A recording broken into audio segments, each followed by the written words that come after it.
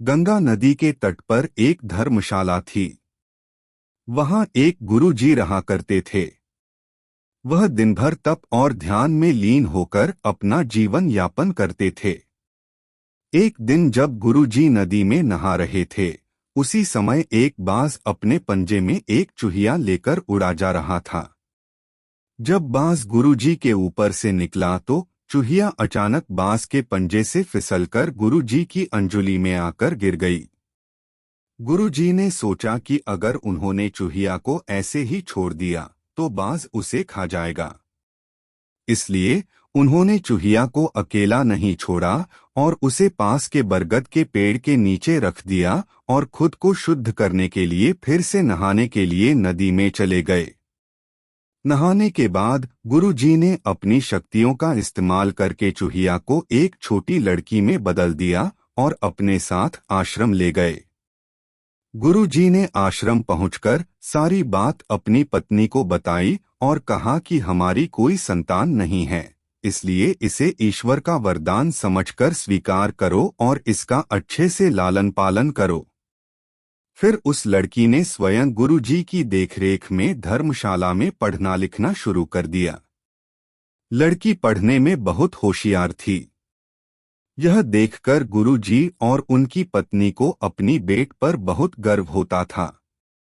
एक दिन गुरुजी को उनकी पत्नी ने बताया कि उनकी लड़की विवाह योग्य हो गई है।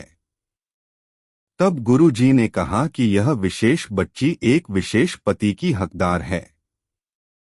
अगली सुबह अपनी शक्तियों का उपयोग करते हुए गुरुजी ने सूर्य देव की प्रार्थना की और पूछा, हे सूर्यदेव, क्या आप मेरी बेटी के साथ विवाह करेंगे? यह सुनकर लड़की बायली, पिताजी, सूर्य देव पूरी दुनिया को रोशन करते हैं, लेकिन वह असहनीय रूप से गर्म और उग्र स्वभाव के हैं। मैं उनसे शादी नहीं कर सकती। कृपया मेरे लिए एक बेहतर पति की तलाश करें। गुरुजी ने आश्चर्य से पूछा, सूर्य देव से बेहतर कौन हो सकता है? इस पर सूर्य देव ने सलाह दी, आप बादलों के राजा से बात कर सकते हैं। वह मुझसे बेहतर हैं, क्योंकि वह मुझे और मेरे प्रकाश को ढक सकते हैं। इसके बाद गुरुजी ने अपनी शक्तियों का उपयोग करते हुए बादलों के राजा को बुलाया और कहा, कृपया मेरी बेटी को स्वीकार करें। मैं चाहता हूं कि अगर बेटी की स्वीकृति हो तो आप उससे शादी करें।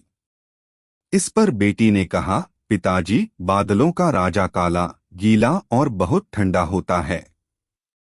मैं उससे शादी नहीं करना चाहती। कृपया मेरे लिए एक बेहतर पति की तलाश करें। गुरुजी ने फिर से आश्चर्य में पूछा, भला बादलों के राजा से भी बेहतर कौन हो सकता है? बादलों के राजा ने सलाह दी, गुरुजी, आप हवाओं के भगवान वायुदेव से बात करें। वह मुझसे बेहतर हैं, क्योंकि वह मुझे कहीं भी उड़ाकर ले जा सकते हैं। इसके बाद गुरुजी ने फिर से अपनी शक्तियों का उपयोग करते हुए वायुदेव को बुलाया और कहा, कृपया मेरी बेटी के साथ विवाह स्वीकार करें। अगर वह आपको चुनती है तो।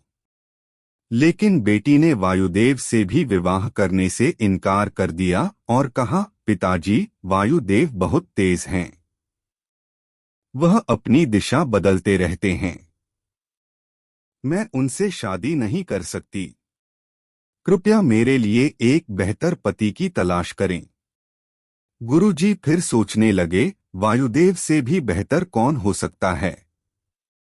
इस पर वायुदेव ने सलाह दी, आप पहाड़ों के राजा से इस विषय में बात कर सकते हैं।